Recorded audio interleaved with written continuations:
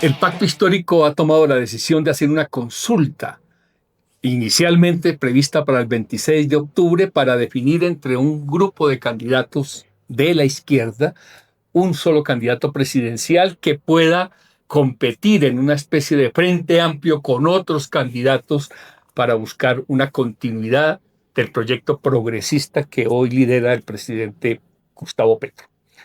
Y en la verdad sea dicha, estamos hablando con todas las candidatas y todos los candidatos.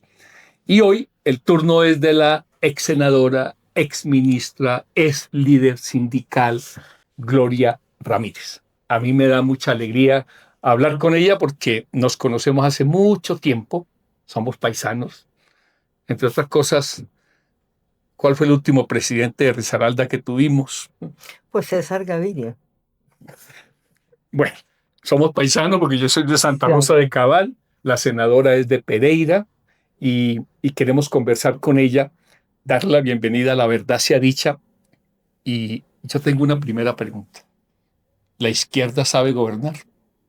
Pues yo pienso que la izquierda tiene hoy un gran acumulado. Primero, su capacidad de lucha, de resistencia y de conformación de las organizaciones populares, sindicales, estructurantes del país. Lo segundo, es la primera vez en 214 años de la historia de este país que la izquierda llega a un gobierno progresista, pero con un mandato absolutamente claro. Y cuando empezamos a gobernar, gobernando para los intereses populares, porque esa es una novedad de este gobierno, hay una identidad con la clase obrera, con la clase popular y con sus organizaciones. Encontramos que gobernar para el pueblo y con el pueblo no es tan fácil, porque hay unas barreras de un tejido jurídico y de una maraña también estructural del Estado que impide que efectivamente uno realice las acciones y los cambios en el tiempo y en la manera como debe hacer.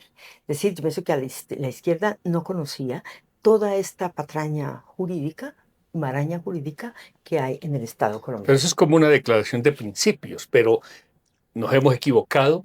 ¿Qué ha No, significado este paso por la presidencia del presidente Petro? pues yo pienso que lo que hemos hecho es tomar conciencia de que un cambio no se hace en 3 años, de que un cambio no se hace de un día para otro, que esto es un proceso. Y yo pienso que muchos de nuestros compañeros y compañeras entendieron que llegábamos a la elección de la presidencia y al otro día las cosas iban a cambiar. No es así. Pero lo que sí tenemos claro es que Colombia ya ha empezado un proceso de transformación importante. La primera acción del presidente Petro fue abrir el puente Simón Bolívar, el norte de Santander. Y esto ya es un cambio importante porque es darle un mensaje a nuestros vecinos que no vamos a estar en guerra, sino que vamos es a trabajar para que efectivamente se construyan sinergias que nos permitan a todos avanzar. La segunda acción importante del presidente es que dijo, vamos a las reformas. Y lo primero que él hizo fue cambiar las prioridades del presupuesto de Colombia. Y cuando se cambian las prioridades del presupuesto de Colombia, esto es un paso estructural, porque Colombia empezó a tener como primera prioridad la educación, segundo, el campo, que es fundamental, tercero, la salud y las reformas sociales. Y entonces esa es la tercera medida. Empezamos a trabajar reformas sociales, porque también es cierto, no estamos haciendo la revolución, nos tocó fue el cambio de las reformas. Entonces nuestra tarea como izquierda es trabajar para que esas reformas sean lo más estructurales posibles y que permitan que efectivamente se cambie y se transforme la cotidianidad de la gente. Esa es una tarea importante y por eso yo defiendo este proyecto, porque este proyecto tiene al centro la lucha contra la desigualdad social, contra la pobreza. Y para mí esto es fundamental, porque es que la pobreza es un factor determinante a la hora de ejercer los derechos. No es lo mismo el derecho a la educación para el que tiene plata que para el que no la tiene. No es lo mismo el derecho a la justicia para el que tiene que para el que no tiene. De tal manera que yo creo profundamente en este proyecto que tiene como base central la lucha contra la desigualdad. En ese orden de ideas yo quería hacerle esta pregunta. Entre el programa de gobierno que presentó el candidato Petro, el Plan Nacional de Desarrollo que se aprobó y lo que se ha ejecutado en estos 3 años, ¿hay coherencia? ¿Qué nos falta? Y para terminar de mirar hacia el pasado y empezar a mirar hacia el futuro, ¿cuál es el legado que le deja Petro al país? Bueno, yo pienso que los ritmos de ejecución entre lo que se planeó, entre el Plan Nacional de Desarrollo y la ejecución, no estuvieron sincrónicos. Habría que armonizar mucho más esto. Es lo primero. Yo articularía mucho más estos procesos institucionales con los procesos de participación y los procesos de ejecución. Lo segundo es que Colombia tiene unas leyes que no permiten que hayan los cambios inmediatos. Por ejemplo, usted en el 2022 llegó al gobierno, pero tuvo que ejecutar fue el presupuesto del gobierno anterior. Usted llegó al siguiente año y usted empezó a hacer un plan de desarrollo que fue en diciembre y se aprobó en mayo del año siguiente. O sea que cuando usted presenta el presupuesto, apenas está empezando a diseñar. Usted diseñó y presentó el presupuesto, pero el presupuesto no se lo aprobó el Congreso como venía. ¿Ya? Entonces ya hay que empezar a hacer unos ajustes y yo pienso que en esto tenemos que tener hay que tener mucha más capacidad y audacia, porque esto implica que la planeación tiene que ponerse de acuerdo con la ejecución, pero más allá, esa ejecución, ¿a qué le está sirviendo? Está cumpliendo el papel y yo creo que ahí el mérito de Petro ha sido que ha trabajado bastante para que esa ejecución responda a su destinatario final, que es la gente, la gente, el pueblo, que es el que necesita, al que nunca se le ha dado. Y por eso la importancia de la construcción del Plan Nacional de Desarrollo, que fue con la gente y en los territorios. O sea, es un plan que responde a la necesidad de la gente. Y en el caso concreto de mi presencia, nosotros logramos armar unos equipos con una tarea muy grande que yo tenía, que era reforma laboral y reforma pensional. Entonces diseñamos unos equipos, activé todas las mesas de concertación del país, pero armamos unos equipos para que asistiéramos a todos los foros y audiencias de la construcción del Plan Nacional de Desarrollo. Y entonces todo lo que hablaban de reforma laboral y todo lo que hablaban de pensiones y de seguridad social, nosotros de primera mano lo pudimos tener y por eso lo pudimos reflejar de buena manera en nuestros procesos de acción. ¿Se va a salvar la reforma pensional? Yo creo que es necesario que se salve. Es una reforma que es muy estructural. Pero están Es una lanzándole reforma, todos los pero es una reforma que hilos. necesita el país. Es una reforma claramente que fue muy dialogada, muy construida con la gente. Y es una reforma que de verdad hace inclusión para todos los colombianos y colombianas. Es una reforma que empieza desde el que no tiene nada hasta el que tiene mucho. O sea, siempre hay una opción.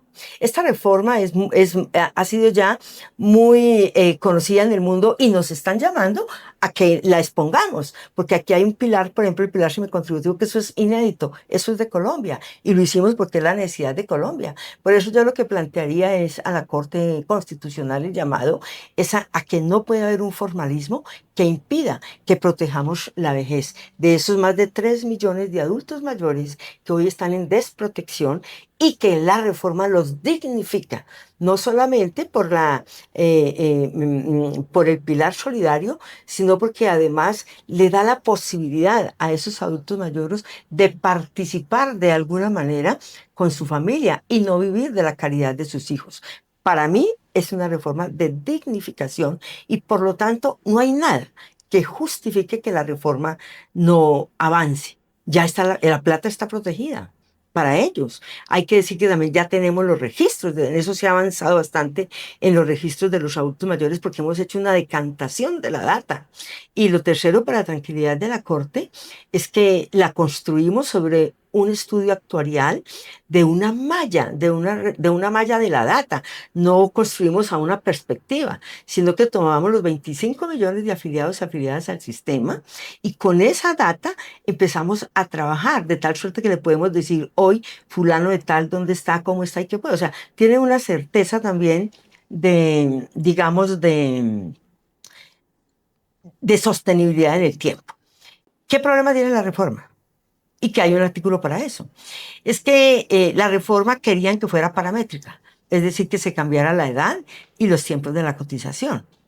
Desde mi punto de vista, eso sería nefasto para el momento actual de Colombia, pero tenemos claro que en 15 años hay que hacer reformas paramétricas. Por eso hemos dejado un artículo en la misma reforma que permite que haya un informe permanente al Congreso de la República y al presidente de la República. Y esta comisión es la que tiene que estar monitoreando, es una comisión de expertos que va monitoreando y con base en esto, en 15 años, tenemos que hacer esa reglamentación paramétrica que se puede hacer sin que incida en los beneficios de inclusión que trae la reforma. Usted como ministra de Trabajo y Seguridad Social fue el alma de esa reforma pensional, también de la laboral.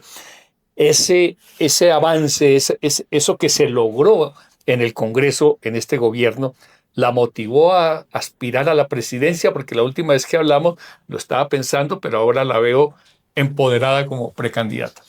Bueno, yo pienso que si hay una razón importante es que nosotros contribuimos fuertemente al legado histórico que está dejando el presidente Gustavo Petro y el proyecto del cambio. Y ese legado fundamentalmente está en tres hechos.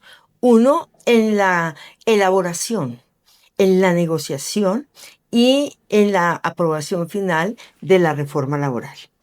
La existencia, la resistencia, el trabajo que se hizo con las organizaciones sindicales, que se hizo con el pueblo, la mesa de concertación, donde trabajamos en la vía del diálogo, pero un diálogo con mucho respeto y con mucha franqueza, que nos permitió efectivamente saber dónde estaban los debates centrales y qué era lo que más había que pensar en el país. Bueno, pero tomó usted la decisión de No, ser lo mismo precandidata. la reforma pensional, que Tomó la también fue decisión. importante. Y el tercer elemento es el salario.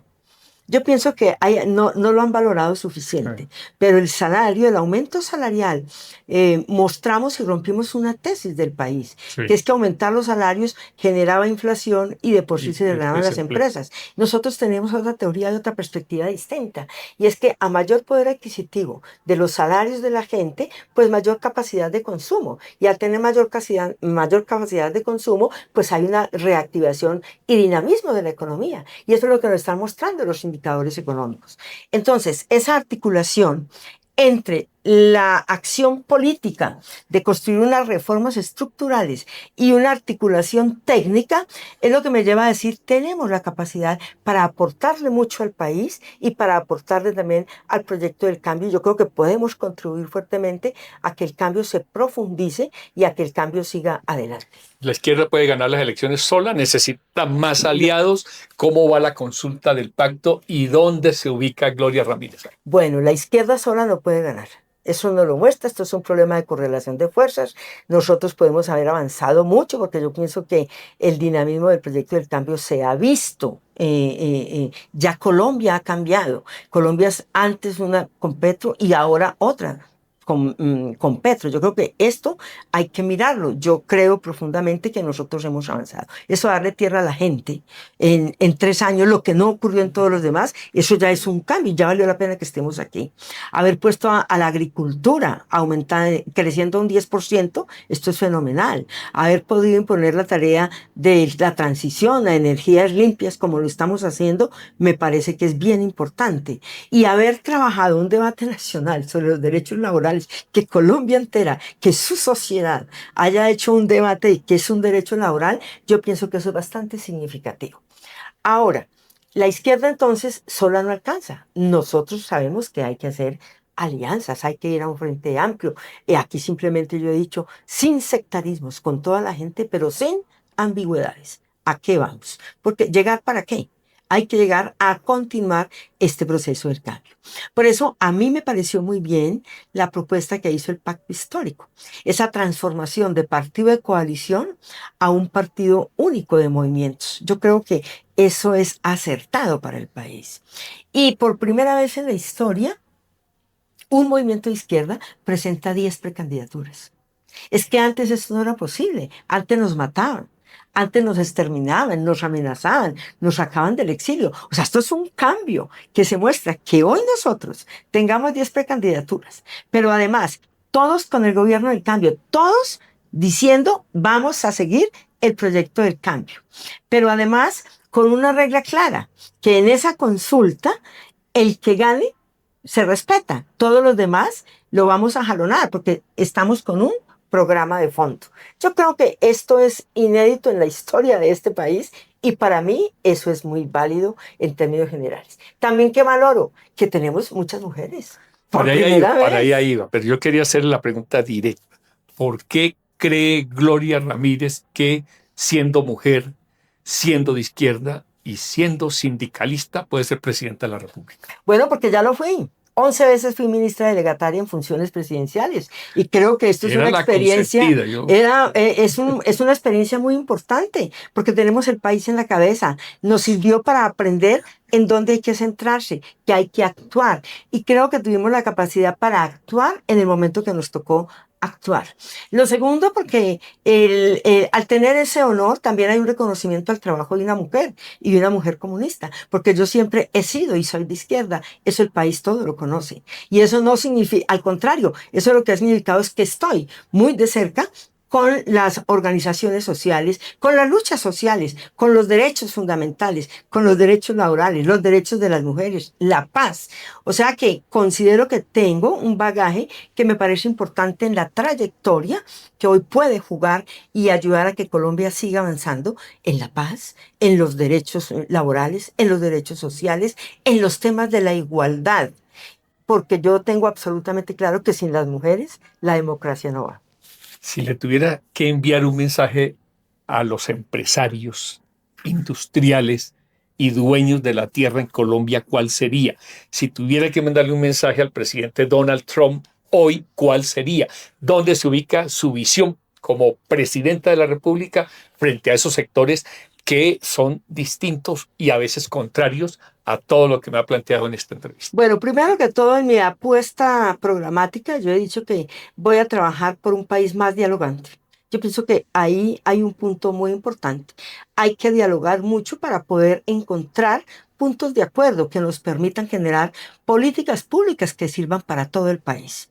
He dicho también con claridad de que sin ambigüedades, es decir, saben que el programa es del cambio y por eso el mensaje que yo haría al empresariado es que estén muy tranquilos, porque nosotros no vamos y saben que yo no vengo a destruir empresas. Al contrario, lo que vengo es que se hagan fuertes, potentes, pero sin precarización laboral. Es decir, hay que respetar los derechos de los trabajadores. El empleo no se puede generar destruyendo los derechos de la gente. Ese es un punto central. Y les invitaría a que nos juntemos a trabajar, a que Colombia avance en cosas tan importantes como la productividad. Es que para que haya productividad en Colombia hay que hacer un trabajo empresarial y es el impacto de la ciencia, de la tecnología, del conocimiento en los procesos de producción. Y ahí hay que armar un proceso de acuerdos entre el empresariado, el Estado colombiano y desde luego las fuentes del conocimiento que tienen que ver con las universidades y con el SENA como Instituto Base de la Formación para el Trabajo. Y a Trump. Usted va a recibir Nosotros, un país, usted como presidencia, desertificado. sí, Y Trump va a ser el presidente de Estados Unidos el 7 de agosto del próximo año. hay que decir con claridad dos cosas. Yo defiendo la soberanía nacional y la autodeterminación de los pueblos. Pero las relaciones estatales llevarán también un trabajo serio de respeto del uno por el otro, no bajo la subordinación.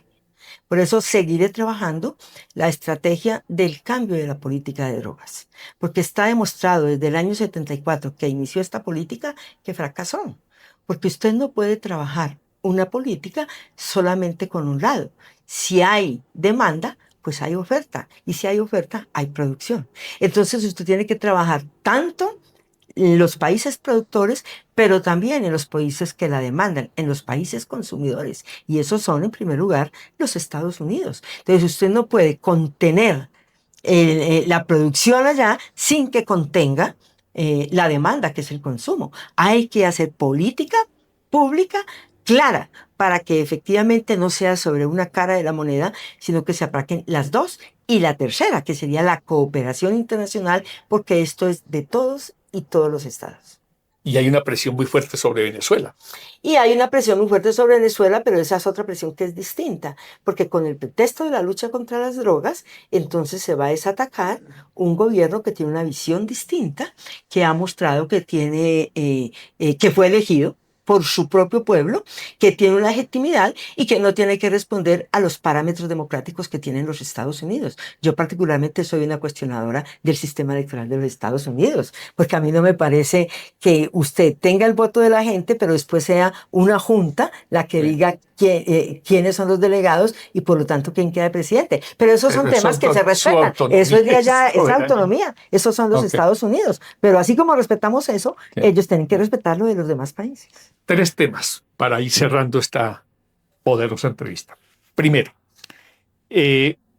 ¿por qué no habla de seguridad? Que es un tema muy débil de la izquierda, porque suele decirse que la izquierda no tiene una política de seguridad y siempre que habla de seguridad habla de paz. 2, ¿hasta dónde va a crecer el Estado? Porque se está moviendo en toda América Latina la idea de la motosierra de Milei, el modelo Trump, hay que hacer más pequeño el Estado. ¿Cómo lo ve desde una visión de la izquierda? Y 3, la corrupción. Esa palabra no ha sido mencionada. Bueno, lo primero que te tengo que decir es que en mi programa, el programa que hemos trabajado, tiene un capítulo de defensa y seguridad. Yo lo que quería era abrir defensa y seguridad, pero después de estar en gobierno y después de ver la complejidad de nuestro territorio, llegué a la conclusión de que todavía no es el momento de separar la seguridad y la defensa. Ellas tienen que ir articuladas. Lo que yo haré, claramente, si salgo electa, es armonizar todo el programa de defensa y de seguridad con la Constitución Política de Colombia. Porque usted sabe que todo el programa de defensa y seguridad está basado en una ley de 1968. Entonces lo primero que yo tengo que hacer es crear un contexto distinto. Aquí han pasado cosas. Pasó la Constitución del 91 y después de la Constitución hubo estallidos sociales, pero además de los estallidos sociales han habido procesos de paz. Entonces yo tengo que hacer un ajuste estructural de lo que es toda la concepción estatal del sistema de defensa y de seguridad. Eso es lo segundo que yo tengo claro. Y lo tercero es que en la Policía Nacional, en todas las transformaciones que ha tenido y en las reformas, hay un sentido que era la policía comunitaria. ¿Y qué ha pasado? Que se han cambiado los indicadores con los cuales se evalúa la policía. Entonces, en vez de tener indicadores de prevención de los delitos en la sociedad, lo que se han tenido ahora son indicadores de ejecución, de operación. Entonces, en vez de caso del tránsito, entonces yo debiera de estar trabajando por la prevención, para que no hayan los accidentes, para que la gente respete las normas, se guíe por las rutas. Pero no, como el indicador es de operación, lo que dice es cuántas personas yo les puse un comparendo o les puse una multa porque violentaron el plan. Entonces, usted que cambia la perspectiva. En vez del policía salir aquí a decirle, mire, no viole, esta es la norma, es esto, entonces deja que cometa el delito, se esconde para enseguida caerle y poder hacer. Yo pienso que eso es perverso. Eso fue lo que pasó con los falsos positivos, una política perversa. Entonces yo cambiaría todos esos indicadores de gestión, plantearía mayores indicadores de prevención y esto lo haría en conjunto con las comunidades y lo haría también en conjunto con la fuerza pública. El Estado más grande, el Estado más pequeño, hay mucha burocracia, la izquierda yo pienso que el Estado, ha dicho que nombra demasiado. No, el Estado, no, yo que tuve la oportunidad de estar y conocer los datos reales de gobierno, sí, el Estado es el mayor proveedor de puestos, sobre todo en las zonas de municipios de quinta y sexta categoría, ¿ya? Pero en las ciudades es importante, pero no es el único. Acuérdate que aquí en Colombia tenemos 22 millones de trabajadores y trabajadoras. De ellos, cerca de 12, 13 millones están en la informalidad. Pero de los 9 que quedan, esos 9 millones, el Estado, digamos, es una tercera parte. El resto está trabajando. Lo que yo sí haría claro es que el Estado sea más eficiente y eficaz. Y la corrupción. El Estado no es eficiente y no es eficaz. porque tiene, la verdad, mucha traba burocrática. Aquí hay trámites que no se necesitan. Los funcionarios, en vez de facilitarle la vida a la gente, lo que hacen es dificultarla. Yo pondría un estatuto del servidor público en cuanto a la calidad para atender al público y a la población en general. Y desde luego hay que hacer una lucha contundente contra la corrupción. Y yo quiero proponer 3 puntos para la corrupción, porque es que no hay candidato que no hable contra la corrupción. Y ese es un tema que yo la conozco desde hace más de 30 años en este país, pero la corrupción sigue andando. Lo primero que hay que hacer es que tenga de verdad una sanción. ¿Y cuál para mí sería la sanción? Es que cualquier persona o funcionario, oiga bien, persona o funcionario que se robe, que se atrape los recursos del Estado, jamás podrá volver a contratar con el Estado, ni representar en el Estado, ni tener un puesto en el Estado, ni ir a los puestos de elección popular. Esto pareciera muy radical, pero yo pienso que es la manera como podemos sanear para que el Estado pueda ser más eficiente, eficaz y esa corrupción que tanto daño nos hace, la podamos ir sacando Eso es como una de especie de este muerte proceso como tal. política y administrativa. Muerte política y administrativa para las personas que se apropien los recursos del Estado. Y el último tema tiene que ver con la forma. A mí me llama mucho la atención la forma porque hemos tenido un presidente frentero y yo la veo a usted más como una profesora, como una mujer que hace pedagogía de la política pública. ¿Cómo entendemos las formas para gobernar? Bueno, para mí las formas son importantes porque todo lo baso sobre el respeto. Yo pienso que el respeto al contendor y el respeto a mi aliado es fundamental. Y desde ahí trabajo y he procurado tener una vida donde el respeto sea la base. Lo segundo que hay que tener muy en cuenta es que ser respetuoso no significa no tener firmeza. Hay que tener firmeza en las decisiones. Cuando uno concita una decisión, uno la ha reflexionado y la ha pensado mucho. Y entonces cuando usted toma una decisión, lo que tiene es que cumplirla. Si usted hace un pacto político, lo tiene que cumplir. Si usted hace una alianza, usted la debe cumplir. Mi punto es la coherencia. Tiene que haber una coherencia entre lo que pienso, entre lo que digo y entre lo que hago. Eso es simple, pero cuesta mucho. Pero la verdad es que para mí esa es la base de todo el proceso. Dígame 3 personas, personajes, hombres o mujeres que inspiren su lucha política en este momento.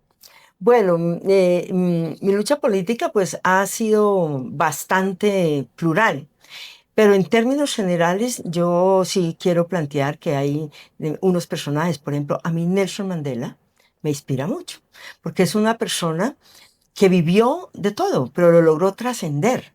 Y cuando trascendió, claramente sabía que no había que hacer venganzas, pero sí que había que hacer cambios fundamentales y los hizo. Entonces, para mí Mandela es muy importante. Es más, he trabajado bastante con la Fundación Taller Mandela, Nelson Mandela, con Corín Kumar, concretamente. Eh, la segunda, la segunda persona que a mí me parece muy importante, en medio de todo, y sé que me van a linchar, pero lo voy a decir como significa, es Angela Merkel.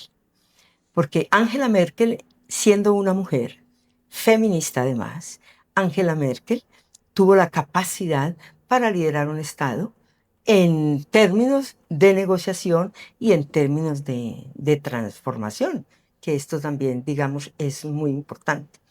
Y la tercera persona que a mí, pues, de alguna manera me ha inspirado para todo este proceso, tiene también en la manera de actuar y en las formas con las cuales se trabaja, tiene que ver con Ángel Manuel López Obrador. Yo tuve la oportunidad de estar en México cuando a él le violentaron las elecciones, vi, y de él a mí me impactó mucho su capacidad de leer el momento y de transformar con la gente, ¿ya? Entonces, por ejemplo, la consulta que él hizo para que Morena se volviera una fuerza poderosa fue hacer consulta con la gente. ¿Y cómo lo hizo? Preguntándole a la gente cuáles eran los criterios o cuáles eran las características que debiera tener un candidato o una candidata que lo fuera a suceder en gobierno. Y eso me parece muy audaz, porque él hizo una cuarta transformación y logró masificarla, pero también tuvo la capacidad de, cuando defendió el petróleo, tuvo la capacidad de soportar y de salir airoso de esa gran lucha que le hicieron las grandes multinacionales y los grandes factores económicos de México. Ella es Gloria Ramírez, es maestra, es mujer, es lideresa de la izquierda y de los movimientos sociales y quiere ser presidenta de la República, y debo decir que es fascinante conversar con personas que tienen esa visión y esa forma de expresar. Yo le deseo lo mejor en esta consulta y en esta lucha, compañera Gloria. Yo pienso que este es un momento de una gran oportunidad para Colombia. Es una oportunidad de mostrar que otras formas de hacer la política y de pensar la política y el desarrollo del país es posible. A eso le apunto y allá voy. Muchas gracias. Volveremos aquí en La Verdad Sea Dicha con otro precandidato y otra precandidata que aún faltan en esta conversación.